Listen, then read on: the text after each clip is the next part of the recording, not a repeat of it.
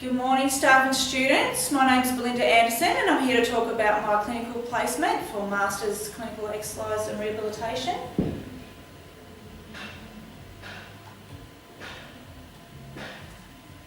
So in my placement covering the SRAP scope of practices, which includes screening and assessing for appropriate exercise and activity intervention, assessing movement and capacity, developing safe and effective exercise interventions, providing health education, provision of exercise intervention and education, provision of clinical exercise prescription for chronic and complex medical conditions, provision of exercise-based rehabilitation for acute after surgery and recovery, and doing this at secondary, tertiary healthcare, employment and volunteer work. So I did placement in 3 different places. The first one was at Martin Street Medical Centre in Moama, which is about an hour's drive from here to Nulliquin. This is with Ashley Watson, who has been an AEP for quite some time. I've done some prac with Ash before, about 2 or 3 years ago, at the centre, and I thought he was really good, so I wanted to go back and spend some time with him. So while on placement with Ash, activities I observed and participated in including supervising the group class, taking patients through programs, adjusting programs and giving new exercises. So the supervised gym group consists of people who have already come in and had initial assessment. They've done their assessment tests, their measurements, and a program's been designed for them. The group class was designed because Ash found people weren't doing their home programs. So he set up 3 different classes they can come to each week. They can pick any one they want. They can go to all of them if they like. It's a really minimal cost. So that was designed for them. So initial assessments, taking patients' information, completing measurements, fitness assessments, and designing exercise prescription going by those assessments. Researching patients' conditions. Sometimes people came in, we didn't know what their condition was, so we researched it. And the beauty with Ash's system, he's in the medical centre, so he has access to all the patients' information already. So he actually knows, you know all about them before they come in, you know their height and weight, all their information from their doctors, any specialists they've seen, it's all on there. So that's quite easy, it's cheating, but it was great. I wrote a lot of case notes and management plans and then design exercise prescription for the patients that we saw there, and Ash had the ESSA Outcomes and Measurements book, which I thought was great, so I've purchased that now as well. And he's involved in the LIFE program, which they do. It's a diabetes prevention program, so it's a 6-week session. They talk about healthy lifestyle changes. They have a diabetes educator come in. Ashley goes through the exercise prescription, so I took part in that with him as well.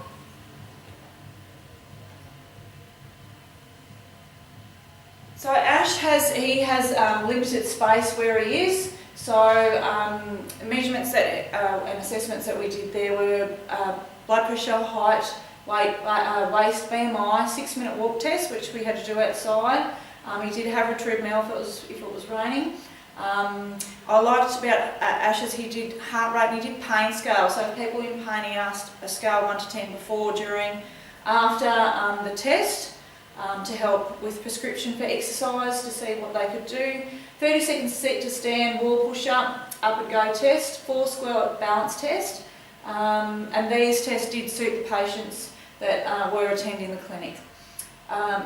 Assessments that I added while I was there were posture checks, sit and reach and back scratch. That's probably the main room that you had to use there.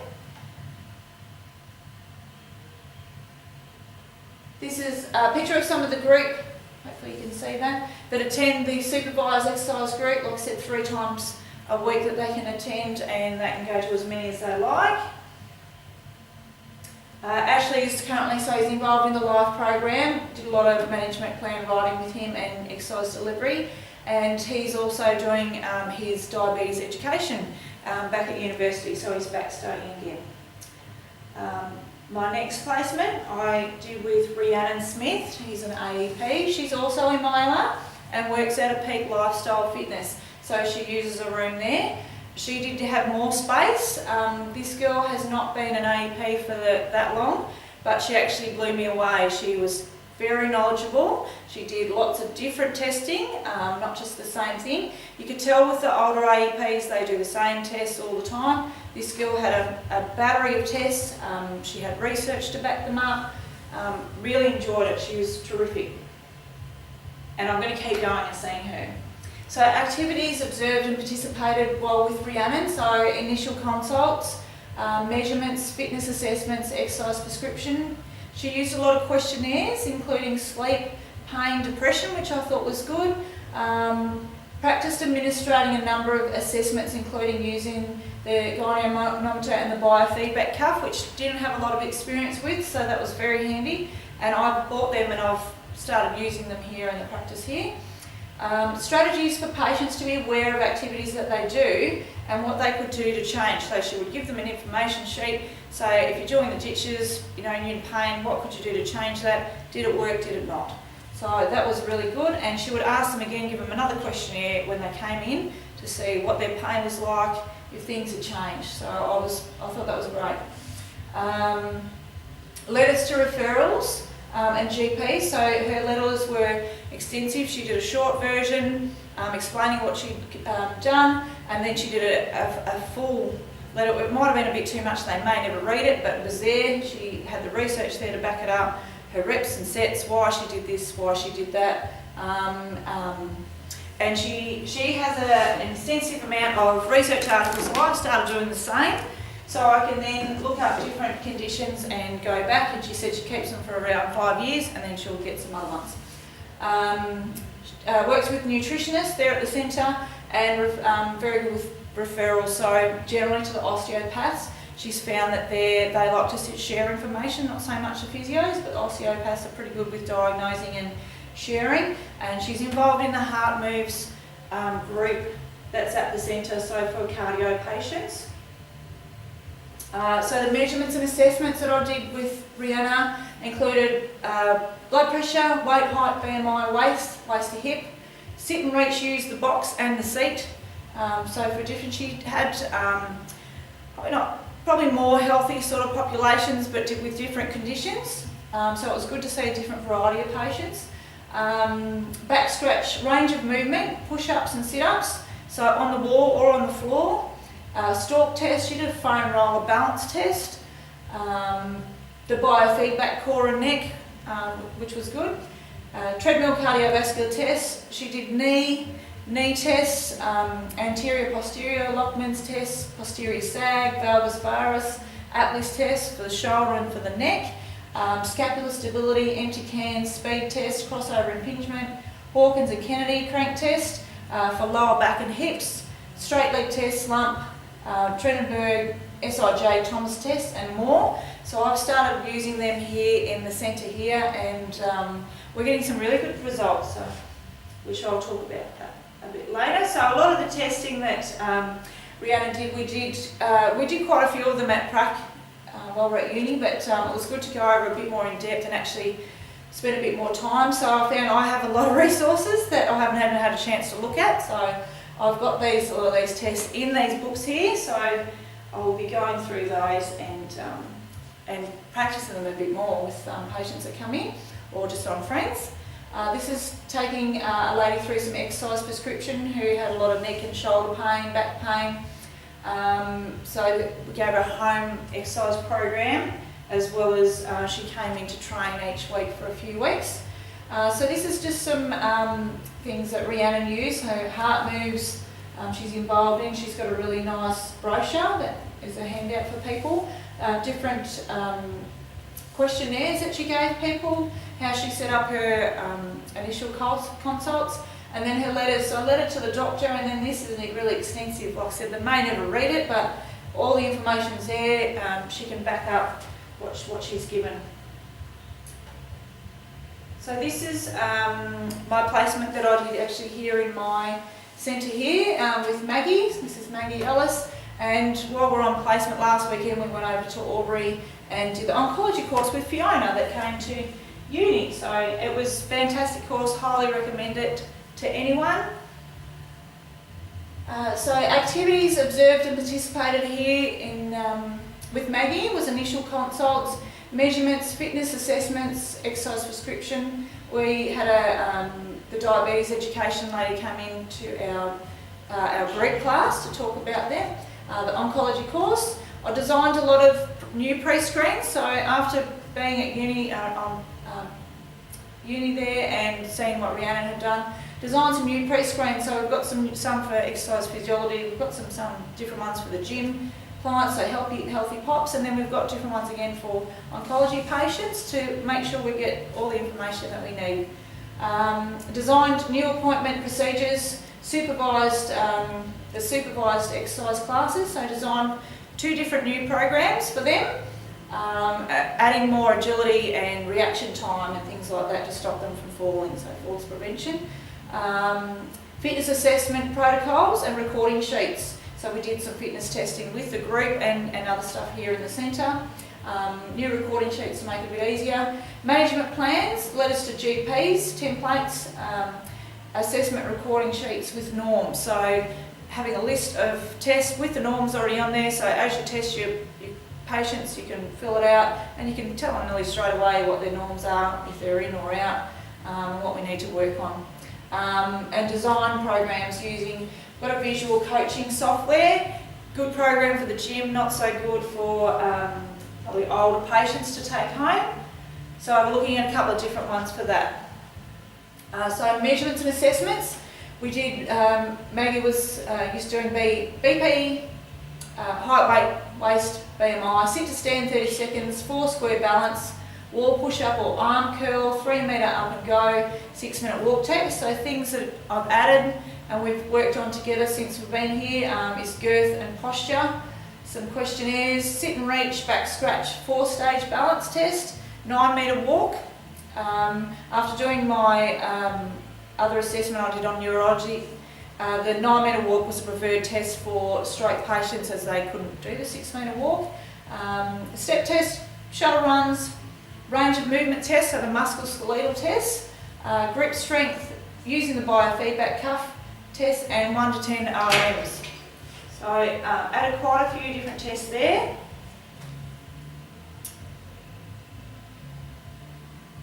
Okay, yep, so here's just a picture of all the different information sheets. So I went through it and I've done a lot of information sheets on MS, Parkinson's, stroke patients, so they can take them home and have a little bit more understanding of their condition and what Wes AEPs would do to try and help them, and what exercise can do for them as well. Using the Borg scale, so they've been put up around the place, some new pre-screens, flyers, and assessment sheets, recording sheets.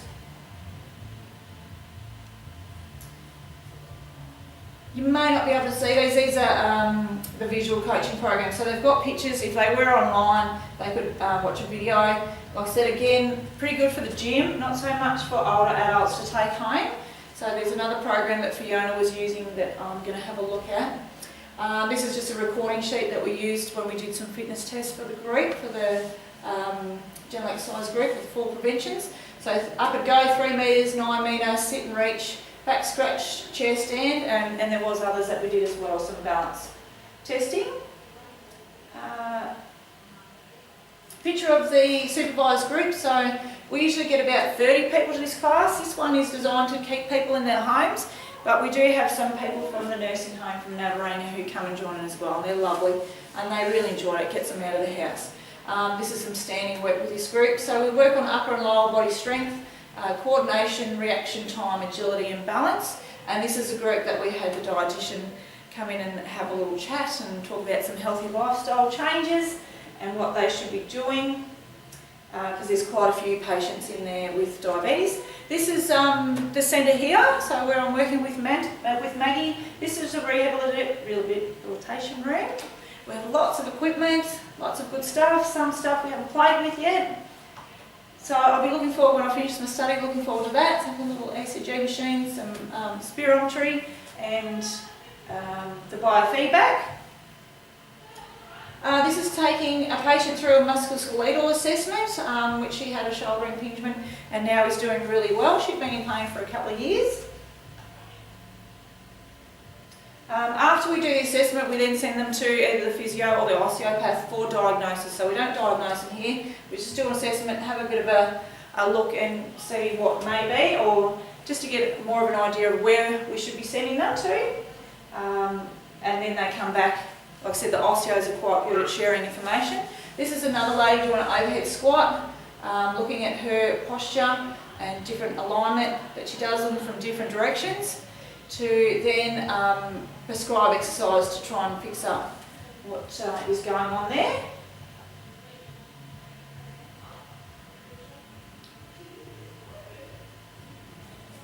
This is just some equipment that we use with our stroke patients, so the cycler, slide ball, some plasticine, pegs, squeeze balls and some blocks.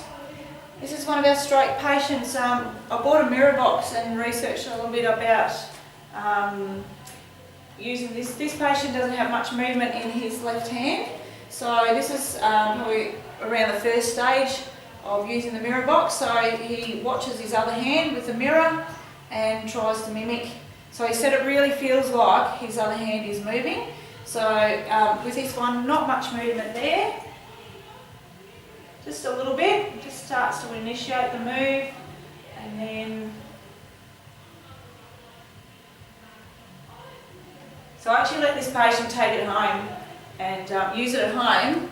So he's getting, this is about a month later, so he's getting more movement, he's getting a little bit higher, he can spread out, and then I taped him again, but it was on the iPad. So last week he got right up, big movements, and then stretched him right up. So that's quite exciting.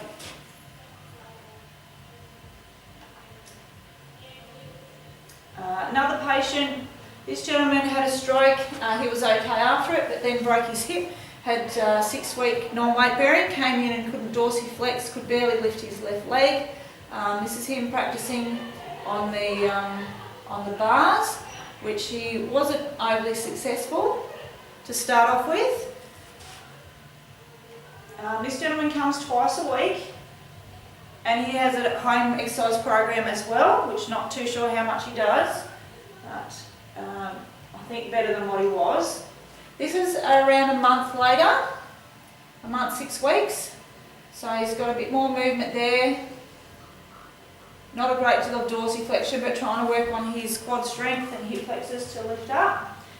This man, yesterday we sent him home with a wheelie walker, so he's now walking 12 metres quite confidently, and he knows he can go 12 metres before he fatigues, and where he can put his locks on, have a seat, and then go again. But the wheelie walker he can take outside, have a bit more independence, and continue on.